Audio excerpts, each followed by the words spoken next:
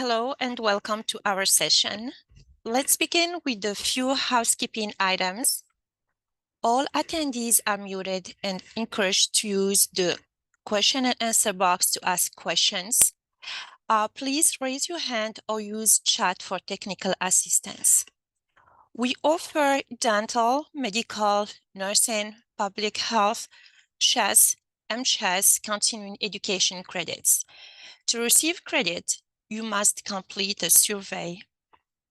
The survey link will be posted in the chat at the end of the session. Dental, medical, and nursing credits are offered at the session level and require a survey submission for each session.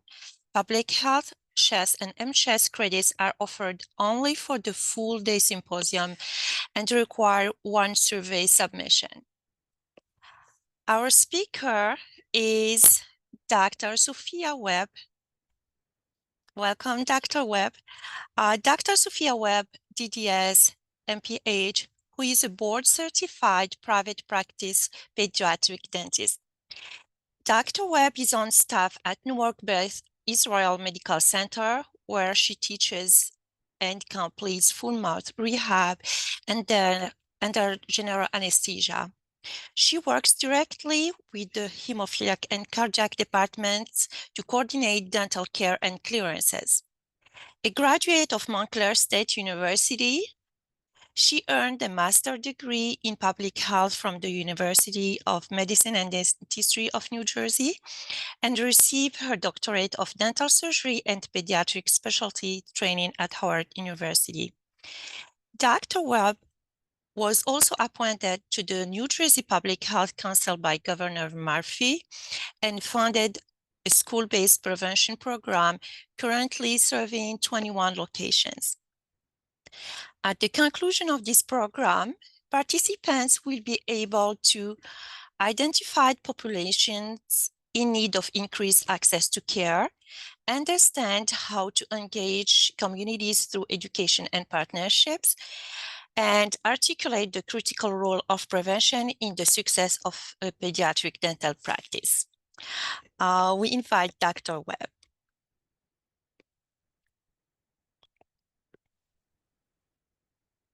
Good morning, good afternoon, everyone. I'm happy to be here, and I'm very excited to talk about prevention. I'm going to share my screen with you all.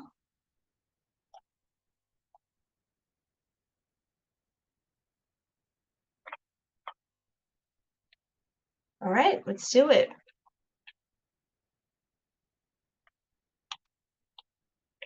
The first thing I'm going to talk about is the scope of practice of a pediatric dentist. We treat children aged 0 to 18.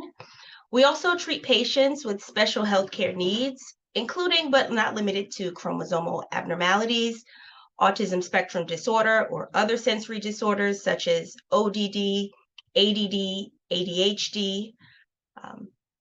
Also encompassed in special healthcare needs are medical comorbidities such as cancer, sickle cell anemia, hemophilia, cardiac respiratory diagnoses. We are child advocates for the healthcare team. Most importantly, is pediatric dentistry is a spectrum of practice. You may not find two pediatric dentists that are doing the same thing. As a pediatric dentist, there are so many barriers that we have to delivering our care. We'll chat about them now. From the parental perspective, if you have a reluctant parent, it's hard for us to do our job. It's hard for us to render care as well as educate families. Sometimes parents may have a low dental IQ. There may be an issue with compliance on behalf of the caregiver. Parents or caregivers, sometimes they're delayed in bringing their child into the pediatric dentist. Probably one of the things that we deal with the most in 2024 is certain gentle parenting techniques. And also, when there are changes in the primary caregiver for a child, it oftentimes interrupts care for the patient. Sometimes, especially when children are into the foster care system, it takes a little bit of time for the foster care system to catch up to figure out where this child was getting their care and for them to resume care. And it also spills over into areas of consent. And lastly, well, not lastly, but probably extremely important in pediatric dentistry is unrealistic expectations. I think myself as a pediatric dentist, in addition to many pediatric dentists, we love to talk about how, we're great at behavior management. We want the child to have a positive appointment. But the reality is, with children, especially young children, they communicate by showing us how much they are not enjoying themselves, right? Through crying. And so sometimes a parent may have an expectation that if this is a beautiful office dedicated to children, that there should be no difficulty in accepting treatment. We have to educate them a lot on that. And a language barrier. Now, although you can have medical translators that are very helpful and can help you explain to the patient and the parents what's going on, sometimes it's difficult to establish trust when there is someone in the middle relaying messages back and forth. From a patient perspective, from the child, there could be a history of a traumatic dental appointment, right? Like, even if they come into a new space, once they see that dental chair, they see a mask, they're reminded of what happened the last time. And so there's a lot of effort that goes into letting them know that they're in a different environment and that it's safe. And also with trying to, establish a trusting relationship with the child. If the patient is already in pain, that patient is also going to be a patient that is just more fearful just from the gate. Also, poor compliance. As a dentist, we say open wide. With children, you're rarely going to get a good response with just that stock request of open wide. So if a child is not compliant, it is a barrier to us doing our job. And one of the most important jobs as a pediatric dentist is protecting the developing psyche around accepting treatment from a dentist. And so compliance is huge for us when we're discussing the barriers between us and our patients. Age and developmental limiting factors for specific treatment options. Maybe the patient is pre-cooperative, perhaps the patient has some cognitive deficiencies. So many reasons why these will be limiting factors, age and developmental limiting factors. Also, there's no perception of need to see the dentist. In general dentistry and adult dentistry, even though it's difficult, as a dentist, sometimes a dentist can be a little bit scary depending upon what you have to get done, but you can see the other side. Children are not caring about maintaining their space for their adult teeth. They don't care about, avoiding getting an infection. They have no value. And so you have to create value for them to cooperate. And oftentimes in pediatric dentistry, we do that with prizes, stickers. There really is no limit. And also a language barrier. Even if the parent can translate for us, again, pediatric dentistry is it's very sensitive with respect to time. And so when you have to communicate something and have someone else to communicate it to the child, they don't get to really understand the inflection in your voice, the sincerity sometimes, and then sometimes it's just too loud and too chaotic with many people speaking to get the child to follow a directive. Why is this important for us today at this conference, and particularly in New Jersey? I'll tell you why. These are some statistics from the New Jersey Department of Health. With respect to Head Start age children, early childhood tooth decay is a significant public health problem here in New Jersey. Almost 1 out of 3 New Jersey Head Start children, which is 32%, has already experienced tooth decay.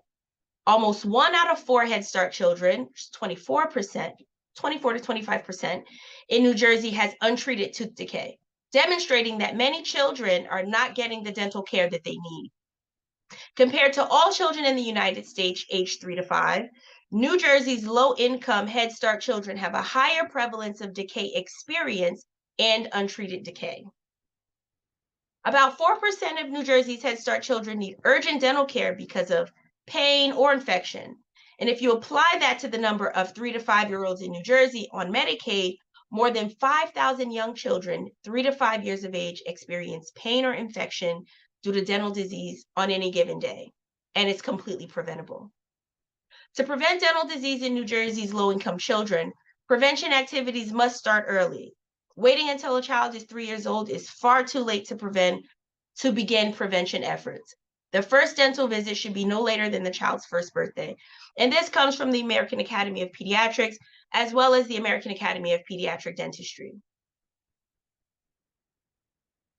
These are some similar statistics with respect to children in the third grade. 59% of New Jersey's third grade children have at least one tooth with decay experience. And that's similar to what we're seeing nationally at 60%. 36% of New Jersey's third grade children have untreated tooth decay. This is higher than the national average of 20%. Only 29% of New Jersey's third grade children have protective dental sealants, which is much lower than the national average of 42%. Almost 15% of New Jersey's third grade children need urgent dental care. This means that on any given day, about 13,200 third grade children in New Jersey are in a classroom experiencing mouth pain or infection. Well, obviously in New Jersey, there are significant oral health disparities, and tooth decay is more common among children attending lower income schools and among minority children.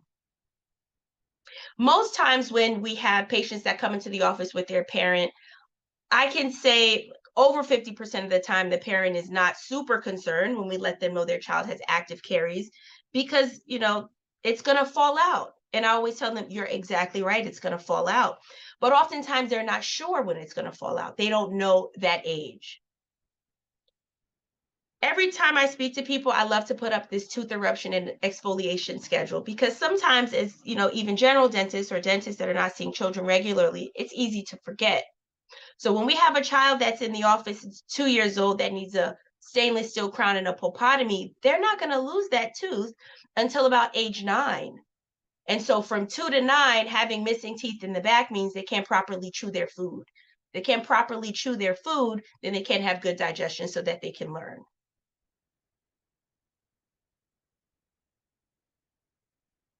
Pediatric dentists experience so much throughout the day, and mostly phenomenal things. Interacting with families, patients, doing family education is fantastic, but there is always a complaint, especially from a child. Now, I'm a mom of a 5-year-old little girl, so this is my life at work and at home. These are some common complaints from the pediatric patient that we hear every day. It tastes disgusting. They want no parts. Everything tastes nasty. Or their lips are dry. We help with this automatically. Every single patient that comes in, they get lip balm on their lips before we ask them to open their mouth. If they open their mouth, especially between the months of October to like April, their lips are dry. Once the lip splits, they're in pain. They don't want to do anything beyond that. Also, children don't like the smell. They don't even like the smell of the nasal hood for nitrous oxide that smells amazing. They just want to say that they don't like something, right? They're in an unfamiliar environment. So they're kind of searching for things that bother them, which is normal development. If it feels funny when they're numb, they're not going to like that. If it looks scary, and looking scary, I mean, I'm good at hiding my syringe, but when I'm like over a child looking in their mouth and I just finished a Frankel 1 patient, maybe, the sweat on my brow can be a little intimidating for someone who's 4 or 5 years old. So they may say something looks a little bit scary. Also, the perspective of someone looking down on you can be very, very scary for a child. The sounds, the ultrasonic, sometimes the beeping on the curing light, anything that is unfamiliar, they are going to be a little bit turned off from it.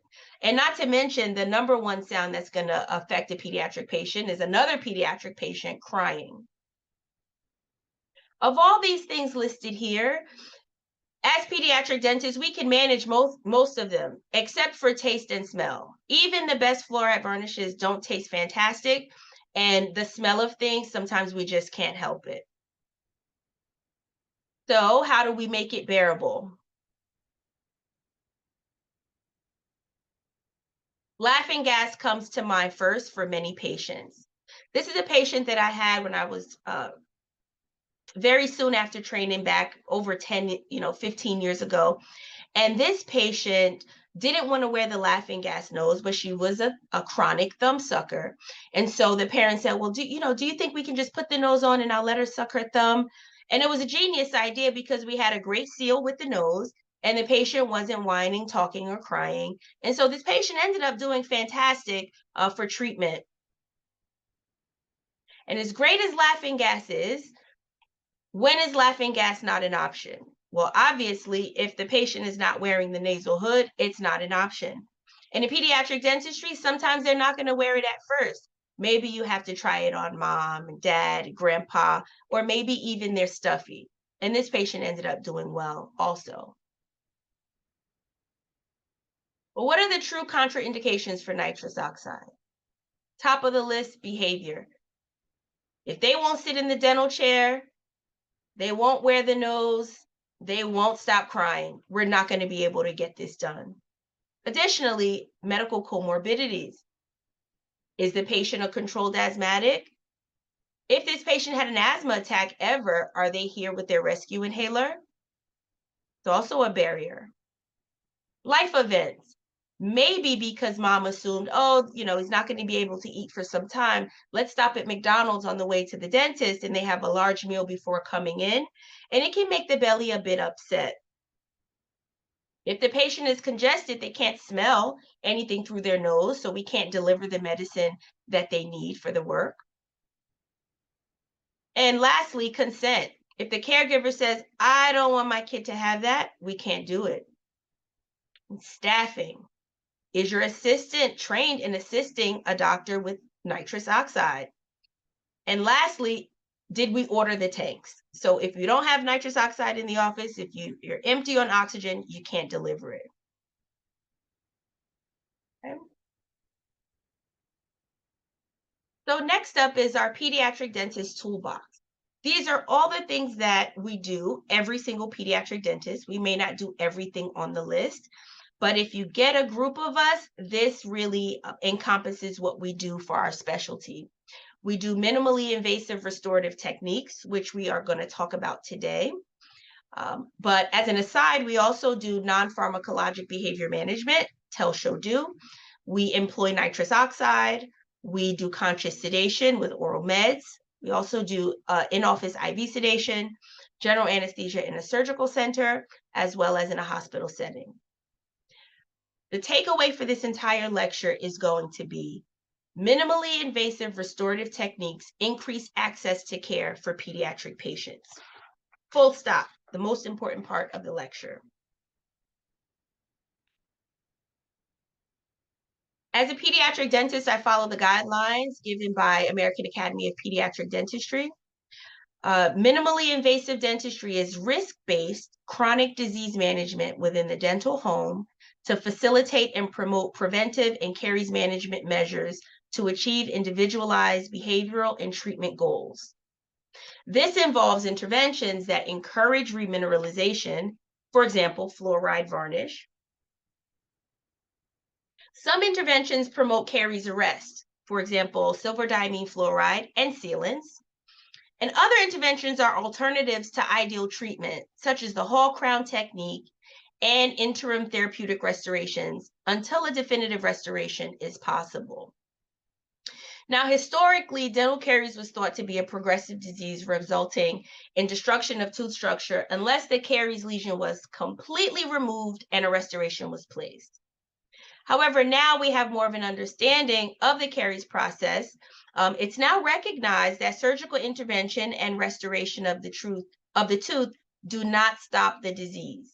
Instead, the caries process is a result of the interaction of plaque biofilm and carbohydrates.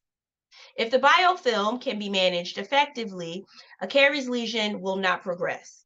All right. The medical model of caries management focuses on the elimination of the disease by addressing its causes and risk factors. Its goal is to prevent new and recurrent caries as well as encourage the remineralization of dental tissues. And we've been doing this by employing, again, tooth-sparing approaches, resin infiltration, sealants that prevent or delay the initiation of the restorative cycle. Interventions where we avoid pulp exposure in vital teeth, pulp capping, or minimal intervention approaches that do not replace conventional restorations and require close monitoring of caries risk and active surveillance, such as SDF.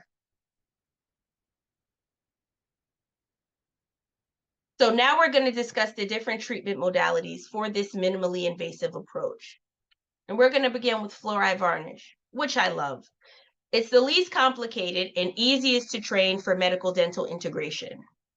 I had a family physician reach out to me a few weeks ago stating that they had a shortage of dentists that were accepting Medicaid in her area.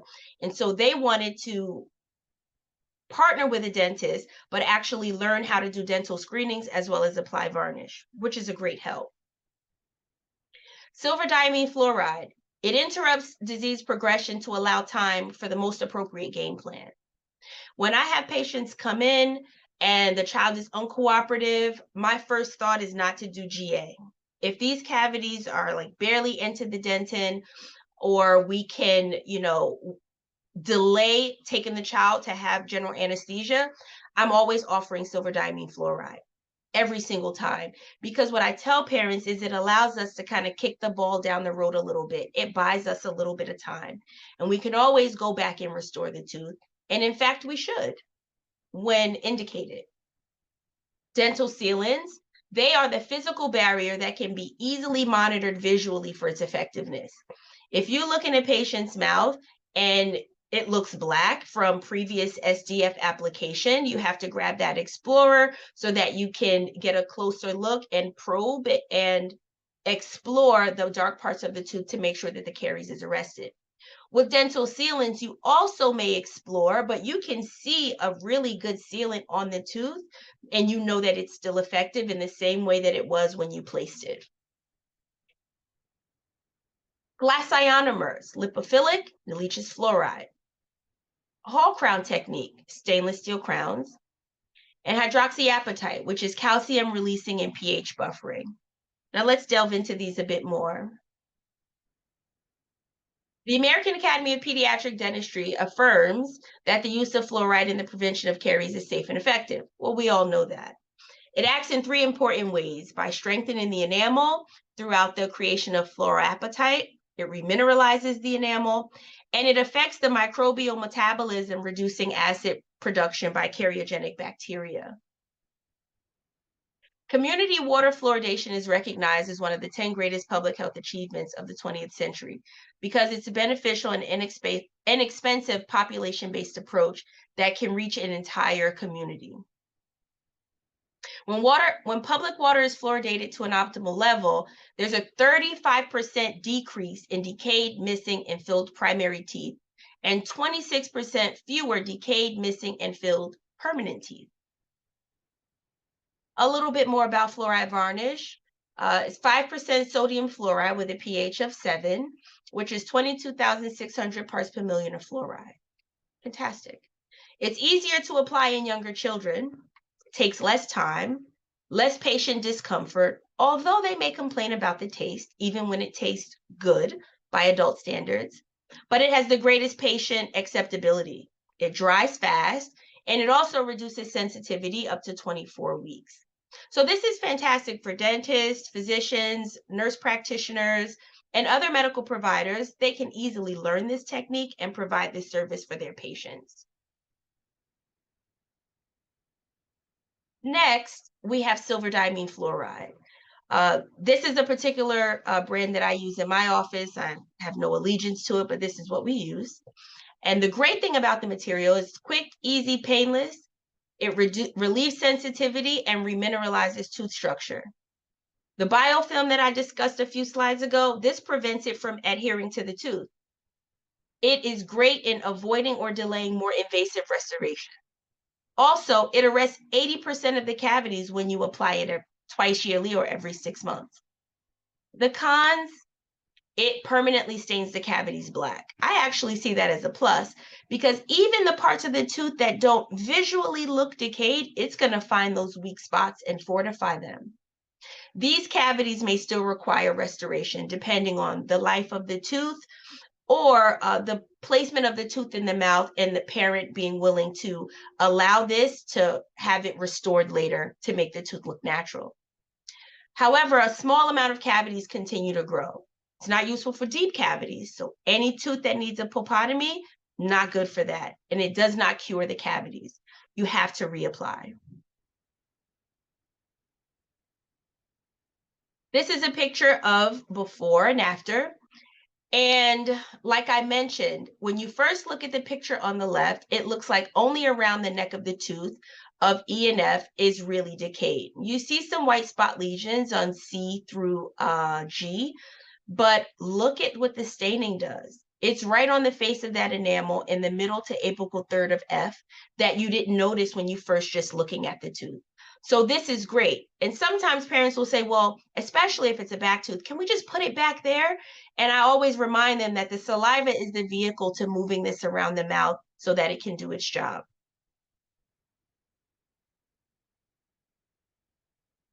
Now we have dental sealants. They're indicated for deep, unsealed, non-cavitated pits and fissures. They're very effective for reducing the incidence of carious lesions in the occlusal surfaces of primary and permanent molars and premolars in children and adolescents compared when you don't use them or fluoride varnish. This benefit is inclusive to both sound occlusal surfaces as well as non-cavitated occlusal carious lesions. Some parents, well, I haven't heard it recently, but lots of parents were concerned with BPA because it interferes with some of the hormones as well as birth control in some of the children who are adolescence aged. Next, we have glass ionomer. This is what we use for interim therapeutic restorations. When circumstances don't permit traditional cavity prep and or placement of traditional dental restorations, or when caries is necessary, when control is necessary prior to placement of definitive restorations. ITR may be beneficial and are best utilized as part of comprehensive care in the dental home. Take a look at the picture. This is a knee-to-knee exam with the dentist and the patient's caregiver and our small patient.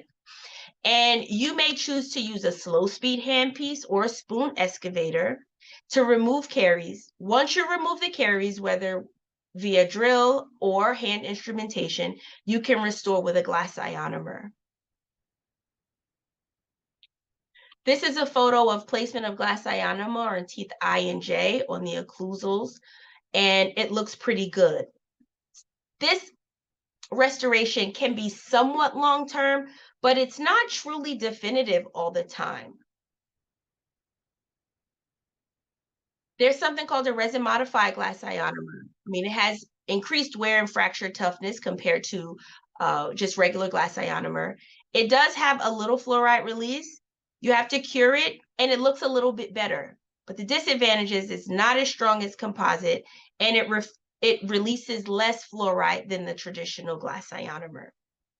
Some parents prefer this. Sometimes you're going to have a parent that says, I don't want a crown for my child, and I definitely don't want SDF. And this is a family that you have to hold their hand, educate them, but this is a good way to try to give them somewhat of an option, even if it isn't the best at the time. It will increase trust between you and the caregiver, because sometimes, especially when we've been practicing for a while, we know what's going to work, we know what's not going to work. And although glass ionomer does work great, we have to again temper their expectations of how long this can last, and also build trust. Sometimes you have to give a little to get a little to ultimately provide the care that you need for the child, because we are there for the child, but we have to go through their parent. The next technique is the Hall crown technique. It's considered more tolerable over a traditional tooth prep. It's quicker to complete. Local anesthetic is not required. It's proven by randomized controlled trials. It's relatively easy to teach other practitioners like a periodontist, an oral surgeon, general dentist. Since there's no reduction of the tooth, however, sometimes the bite is off. The bite is too high. Typically, in a few weeks, then the bite starts to settle in a bit. But this is really fantastic because it helps to avoid GA. If I have a 2-year-old that comes in my office and we have an extensive wait for general anesthesia at the hospital, and this patient has pain and abscess, D, E, F, and G, and occlusal caries, B, I, L, and S, with white spot lesions on facial and lingual surfaces, this is a great patient for Hall crown technique. to spare them from visiting the operating room, but also get rid of the disease that's in their mouth and arrest the lesions that are going to continue to grow in the back. This is just another little schematic on the Hall technique that kind of outlines a little bit more teeth that in situations that it's indicated and contraindicated. We'll go through them. It's indicated in proximal lesions in primary molars, occlusal lesions in primary molars where a conventional restoration is not possible due to compliance, protection of primary molars in high-risk individuals such as erosion or dental anomalies, and a band of intact dentin visible radiographically between the pulp and the carious lesion.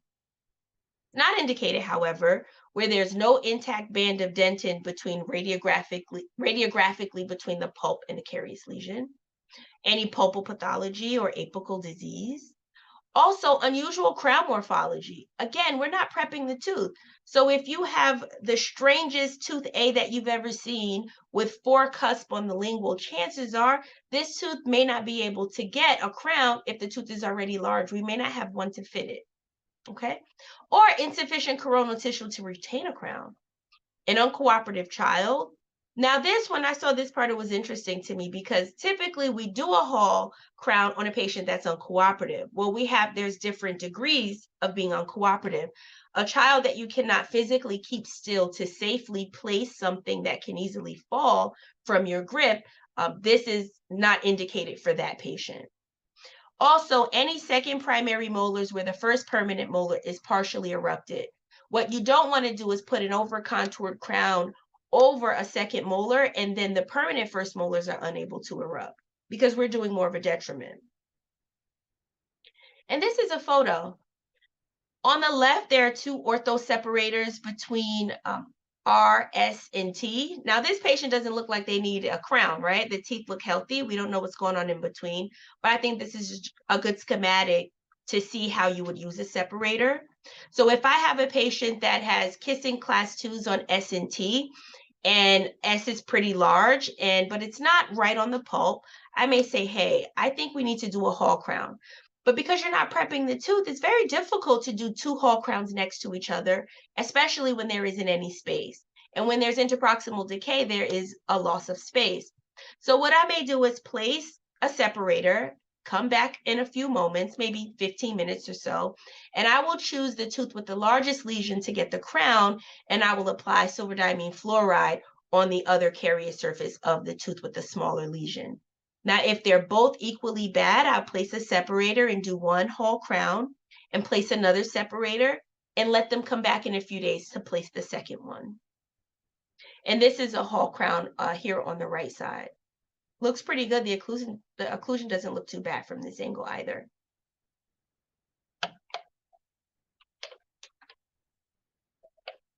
Next up is hydroxyapatite. It's all the rave now.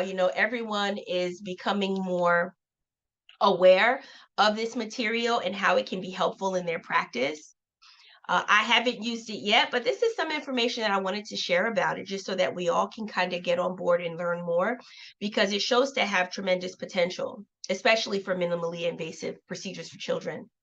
So hydroxyapatite is widely used in oral care products and in dentistry, like they have a toothpaste. The modes of action is it forms a protective layer on the tooth surface, and it's also known to be a calcium source. Studies have shown that hydroxyapatite particles reduce the dental biofilm adhesion. Hydroxyapatite is able to homogeneously remineralize carious lesion, and it has a high affinity to human dentin, especially its collagen, but also the enamel. It forms these mineral bridges with enamel crystallite, and it can adhere to and directly remineralize demineralized tooth structures at their surface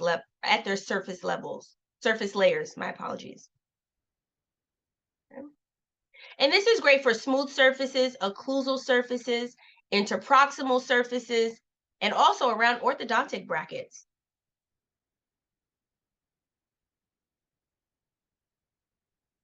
Pediatric dentistry is public health dentistry. That's the only way to put it.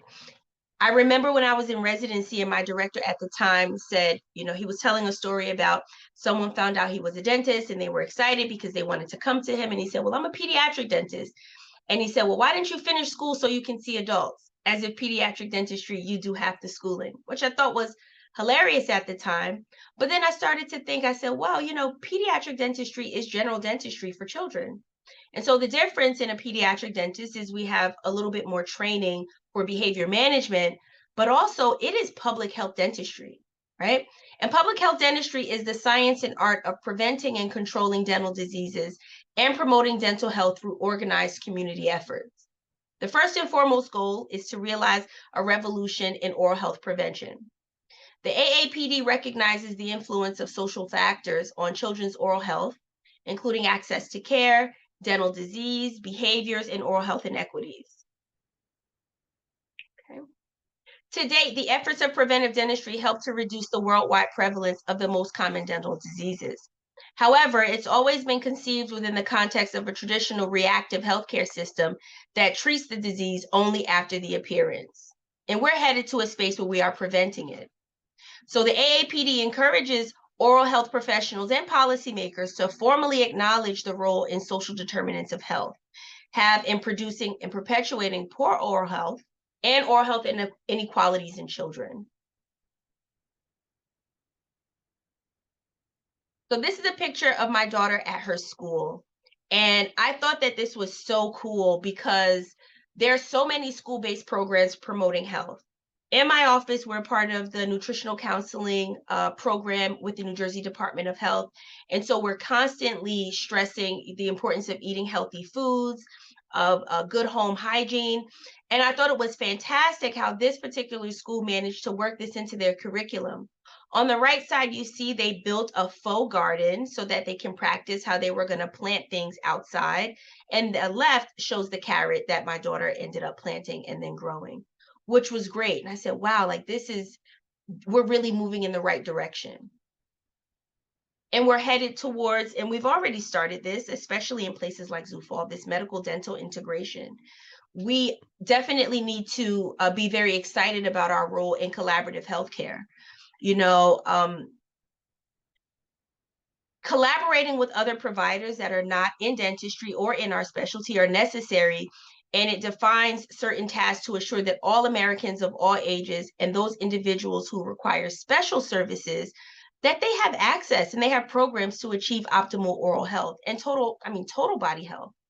The call to action urges that oral health promotion, disease prevention, and oral health care issues have a presence in all health policy agendas and are discussed at a local, state, and national level.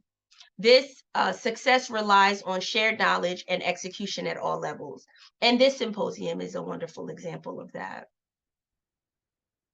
I'll talk a little bit about what I've been doing for community dentistry and how it's worked for my practice, and hopefully encourage other people to see how they can also get involved. So, dental care and child care centers. When I first opened my practice, which was nearly 5 years ago, this was right before the coronavirus pandemic. I was, very excited to be in private practice in my hometown, and I was just thrilled. But after 4 weeks of being open, I had to close. And we were shut down for 3 months. When we reopened in June of that year, we saw lots of patients, but what I really found was there had been maybe 6 months after that, there had been so many families that were too afraid to come out. And at this point, we had children aged 2 to 5 that needed to have sedation services in the hospital. And for these particular children, the wait was so long. It was so long that at New Jersey Dental School, you had to wait 2 years for an OR appointment. And in my practice, that was a startup that just opened, you had to wait a year. So that just gives you a little bit of insight on how problematic this was. And so because I have a background in public health, I said, wow, this is completely preventable. But then I have to understand children at home with their parents. A lot of families that have multiple children. The diet was probably extremely less than ideal. And so this was a consequence of that time in history. And so what can we do to make sure that it is never that long for a child to receive care? It was heartbreaking for a 2-year-old to come into my practice and I really not have any opportunity to see them for at least a year. And so I said, the number one place that a parent is going to send their child is to school. And so why don't I go out into the school systems, educate teachers, parents, teach children how to brush their teeth, but also let me kick it up a notch and see if we can provide some preventive services. So what you're looking at here on the left is a flyer. This flyer is one of our recent ones because we're going to be opening up a small dental clinic inside of one of the KIPP schools here in Newark. And we're going to be providing preventive care to children up until grade 8.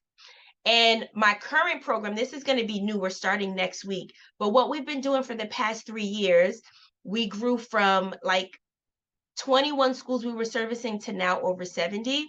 We go directly into the school. We provide exam, prophies, fluorides, and sealants on site, and the children go home with a report card.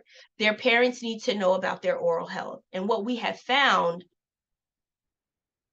I'll share with you. Let's go on. Oh, one thing I want to mention. A lot of times when people hear about the school program, some people may ask me, how do we do it? I'm going to share with you some of the forms that we use to get children registered, but also this QR code. If a parent clicks this QR code with their phone, it takes them to a database where they can input their information and we can figure out what services people need. Additionally, even if they don't have any insurance coverage, to help direct them to get some help with that as well. But let's take a look at our registration form. And this is a form I just made up. If any of you guys see that I'm missing something key, please feel free to email me. But this captures the majority of what we need to make them a patient at our health quarters. We have demographic information, insurance information, health history, dental questions, consent, the guardian signature. If any of these forms, when we go to the school, is not completed 100%, a member of my team will directly call the family, ask them what's missing, ask them the questions that are missing, and get again their verbal consent and have them to reach out to us electronically so that we have proof that they have answered these questions. And that's just from a risk standpoint. And also we want to cover ourselves. And after we provide this service, this is the report that goes home with the child. We assess them. Do they have plaque? Do they have gingivitis? How's their breath? Do they have cavities? And sometimes it's difficult because, again, my main school program that we service is Head Start children up to preschool. We don't do kindergarten and above. And so sometimes you're unable to assess if the contacts are tight, maybe there's a little bit of a shadow. And so we're honest with them and letting them know we can't assess it if we truly can't. And then we let them know the services that we render, whether it's a screening, an exam, a cleaning, fluoride, sealants. And if we provide sealants, which teeth, and they can look over here on the chart to see that, where we provided the sealants. We will check off teeth that have a cavity to try to direct their attention. And we use a caries risk assessment, high, moderate, and low. Sorry for interrupting, Dr. Webb. We have 5 minutes till we start taking the first question. Thank you so much. Thank you very much. I'm nearly You're done. welcome. Thank you. But we do let them know whether they're high, moderate, or low. And we try to communicate this to them by letting them know how soon they should find a dental home. And sometimes they choose us for our dental home. More times than not, when the patient is high risk and they have cavities, the parents call us and we will direct them to other practices in their area. For the most part, we service Northern New Jersey, Clifton, Jersey City, Hackensack at one point, Irvington, and here in Newark, but we refer them to other providers that we know accept Medicaid. Most of the patients that we service at the schools are part of the Medicaid program. Children that have urgent needs that don't call us, we call them. And if they don't have a dental home, we provide them with an emergency appointment within 2 to 3 days. This is what we take to render our services. We have a wireless prophy, fluoride varnish, floss. We have a explorer, a mirror, a scaler, and you see that little ball of prophy paste, and we have wet gauze and dry gauze. And this is our armamentarium for prophy. When we talk about sealants, I do have a mobile unit, but in some sites that are smaller that maybe we don't take the mobile unit, we do have some Fuji that we use for sealants. We have our triturator here, our curing light, and there is a sealant on the market called Prevent Seal that is an etchless, bondless sealant, but the tooth has to be bone dry, so sometimes we use that. And we use the aid of mouth props or dry angles, cotton pellets, as well as we have an air water syringe in our portable unit. Sometimes as pediatric dentists in private practice, the viewpoint may be, well, this is a business and, reimbursement may not be great. And, I'm a dentist. I want to drill the tooth. I get it. I love drilling too. But with respect to the business of prevention, you know, as a pediatric dentist, the only guaranteed business is hygiene, right? Even if you have a fearful patient, 9 times out of 10, the mother is gonna force them to get their teeth cleaned or get sealants because to there it's not that bad, right? But the same patient for an operative appointment, if they're having a bad day, the parent may want to cancel. They may need another caregiver there for additional support. And so prevention has been my practice model for at least 3.5 years now. And it's worked pretty well. And it feels good because I don't have an OR wait that's a year long. Now it's down to about 5 months, which is still to me far too long. All right, thank you. Any questions? Thank you so much, Dr. Webb, for this wonderful presentation. We will now proceed with a few questions from the audience via question and answer box. So the first question is, what patient education do you provide to parents concerning bottle feeding? I'm sorry, can you repeat that? The first question is, what patient education do you provide to parents concerning bottle feeding? Oh, so typically when we're going into the schools, we are not able to communicate with the parents around bottle feeding at that time. But in my practice, what we do is we typically tell them at around age 1 that the child should no longer go to bed sucking a bottle, that the parent should give them a bath. They can feed them the bottle, but then the last thing in the mouth should be a toothbrush or a washcloth with water to clear some of the milk out of the mouth. And that after brushing happens, no more milk, only water. Thank you so much, Dr. Webb. The next question is, can you place STF same appointment, different teeth, but same appointment? Any contraindication or standard of care recommendations? No, you can place the SDF the same appointment that you place the varnish for a recall appointment. And oftentimes I do that, especially with little kids, especially if I'm unsure if the parent is going to return. Thank you so much, Dr. Webb. The next question is, are you interested in partnering with a dental hygiene program where students and one faculty can come in small groups to help you provide services? This would be great for our students. I'd love to. We have some schools, a school can have as little as 7 children registered, but we have some schools that have 90 children registered. On Monday, we're going to see 45 children in a school. So it's going to be 3 doctors going and a hygienist. So absolutely, we would love to have you. Thank you so much, Dr. Webb. The next question is, what spacers do you recommend for whole crown technique? Any ortho spacers. I honestly don't know the name of the ones that I have. I bought them in bulk, but any ortho separator. Thank you so much, Dr. Webb. The next question is, how are undocumented students getting care if they cannot get Medicaid? Great question. We see all children that sign up regardless if they have active Medicaid or not. And we're able to do this because it's just the right thing to do, right? But we also direct them to a representative from one of the MCOs to try to help them to get coverage. But we see up to 20% of uninsured children. So we'll tell the school, we'll see as many kids that want the service.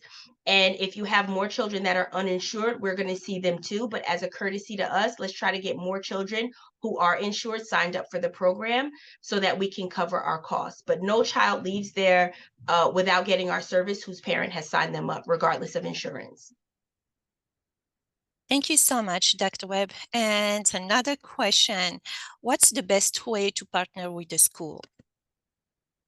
The best way to partner with the school, what I have found is I had to reach out to like the superintendent and specific municipalities in order to make that entryway.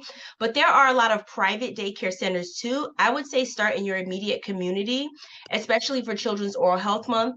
Volunteer to do like an information session, maybe ask some of the state funded Head Starts because they do have to get screenings for their children. So maybe ask if you can come in and provide free screenings to the children and send home some information to the parent.